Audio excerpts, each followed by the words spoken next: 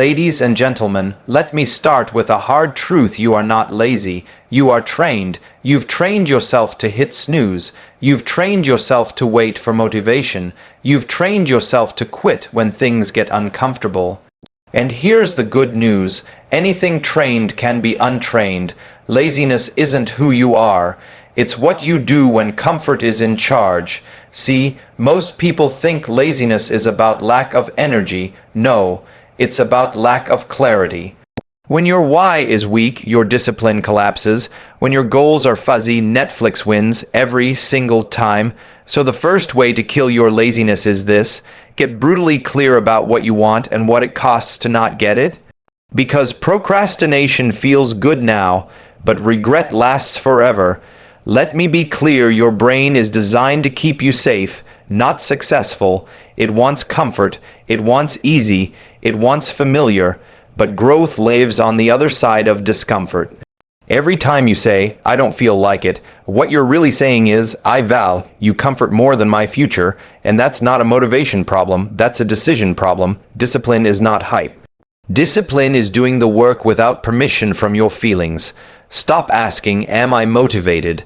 Start asking, "Who do I want to become?" Because the person you want to become, they don't negotiate with laziness. They show up tired, they show up scared, they show up doubting themselves, and they do the work anyway. Here's another truth most people avoid. Pain is coming no matter what. You either suffer the pain of discipline or you suffer the pain of regret. One builds confidence, the other builds excuses, so choose wisely. Kill laziness by lowering the bar to start, not to quit. Don't aim to be perfect, aim to be consistent. 5 minutes beats 0. 1 step beats standing still. Momentum beats motivation every single time. And remember this, your future self is watching you right now. They're either going to thank you or hate that you chose comfort again. So the next time laziness whispers, "I'll do it tomorrow," you respond with action today. No drama, no excuses, just work. Because the fastest way to kill laziness is to outwork your excuses. Laziness is not a personality, it's a habit you've practiced. And that distinction matters more than most people realize, because the moment you label laziness as who you are, you quietly give up your power to change it. Personalities feel permanent, habits are not. Habits are built through repetition, through small choices made over and over again until they feel automatic. No one is born avoiding effort, delaying action, or running from discomfort. Those behaviors are learned responses, reinforced by comfort, convenience, and the false belief that you'll somehow feel ready later. Every time you choose the easy option, your brain takes notes. It learns that avoidance equals relief. That relief feels good, so the brain wires it in. Skip the workout once, nothing happens. Skip it again, still fine. Do that enough times and suddenly the idea of starting feels heavy, exhausting, almost painful. Not because the work is hard, but because you've trained yourself to associate effort with resistance. That's not laziness. That's conditioning. The problem gets worse when people wait for motivation to rescue them. Motivation is unreliable by design. It shows up when conditions are perfect and disappears the moment discomfort enters the room. When you rely on motivation, you reinforce the habit of waiting. Waiting becomes the default. Action becomes the exception. Over time, your identity starts to form around an action, even though the real issue was never capability, intelligence, or potential. It was repetition in the wrong direction. The uncomfortable truth is that habits don't care about your goals. They only respond to what you practice. If you practice quitting when things get boring, you get good at quitting.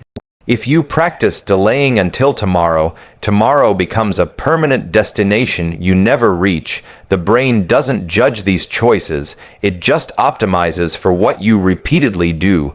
Comfort trains laziness the same way discipline trains progress. The good news is brutal and hopeful at the same time. The same mechanism that built the habit can destroy it. The brain rewires through action, not intention. You don't break a habit by thinking differently, but by behaving differently long enough for the new pattern to take over. The first few times feel unnatural, heavy, even wrong, because you're interrupting a familiar loop. That resistance is not a signal to stop. It's evidence that change is happening. When you act despite resistance, you teach your brain a new rule. Effort is survivable, discomfort is temporary, and action is non-negotiable. Do that repeatedly, and what once felt like laziness begins to dissolve, replaced not by motivation, but by self, trust, and momentum. Your feelings are not commands. Discipline is a decision. Most people live as if every emotion deserves obedience, as if being tired, bored, scared, or unmotivated automatically grants permission to stop. But feelings are temporary signals, not authoritative orders. They rise, they peak, and they pass, often without any connection to what actually matters. When you allow feelings to dictate your behavior, you hand control of your life to the most unstable system you have. Emotions change with sleep, weather, stress, and convenience. Yet people expect consistency in their results while surrendering consistency in their actions. Discipline begins the moment you separate how you feel from what you do. Feeling tired doesn't mean you can't act. Feeling unmotivated doesn't mean action is impossible. It simply means the work won't feel good at first. The mistake is believing that action must feel good to be effective. In reality, action creates the feelings people are waiting for. Energy follows movement. Confidence follows effort. Clarity follows engagement. Waiting to feel ready is a subtle form of avoidance that feels responsible but produces nothing. The brain is wired to conserve energy and avoid discomfort, so it will manufacture feelings as excuses. It will tell you to rest when you're capable of more, to delay when you should begin, to stop when progress is just starting. These feelings sound reasonable because they are designed to protect comfort, not to build character. Discipline overrides that instinct by choosing based on values rather than moods. It asks a simple question, regardless of how I feel, what does the person I want to become do next? Every disciplined action strengthens your ability to act again. Each time you follow through despite resistance, you prove to yourself that feelings are survivable. You don't break under discomfort, you adapt to it. Over time, this rewires your relationship with effort. What once felt overwhelming becomes familiar. What once required willpower becomes routine. Discipline doesn't remove feelings, it simply refuses to give them the final vote. This is why disciplined people aren't emotionless. They feel doubt, fatigue, and fear just like everyone else. The difference is they don't wait for those feelings to disappear before moving. They decide first, then let their feelings catch up. That decision becomes a contract with themselves, one that builds trust through consistency. When you consistently act in alignment with your decisions, even when emotions protest, you develop something far more powerful than motivation, reliability. You become someone who can be counted on by others, and more importantly, by yourself. Pain is unavoidable. Choose the pain that builds you. This is the truth. Most people spend their lives trying to escape, and in doing so, they accidentally choose the worst kind of suffering. Life does not offer a pain-free path. It only offers options, and every option comes with a cost. The illusion is believing that avoiding effort, discomfort, and challenge will spare you from pain. It won't. It simply postpones it and compounds it into something heavier, quieter, and far more destructive. There is the pain of discipline, and there is the pain of regret. The pain of discipline shows up early. It stings in the moment. It asks you to wake up when you're tired, to focus when you're distracted, to keep going when quitting would feel easier.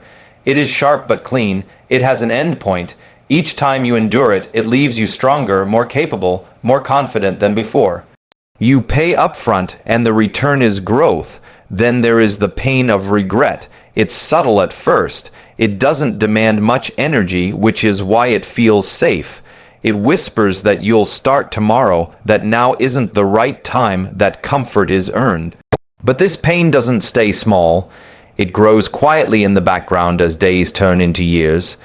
It shows up as frustration when you see others move ahead, as self-doubt when opportunities appear and you feel unprepared, as resentment toward a life you secretly know you could have built. This pain doesn't make you stronger, it makes you bitter. Avoiding pain doesn't eliminate it, it just shifts it into the future where it becomes harder to manage. The gym hurts, but so does a body that can't keep up with your life. Learning new skills is uncomfortable, but so is being stuck in the same place year after year.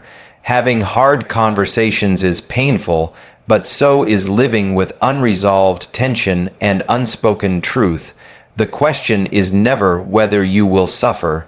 The question is what you want that suffering to produce. Choosing the pain that builds you requires courage because it asks you to act without guarantees. You don't always see immediate results. Sometimes the only reward is knowing you showed up when it mattered.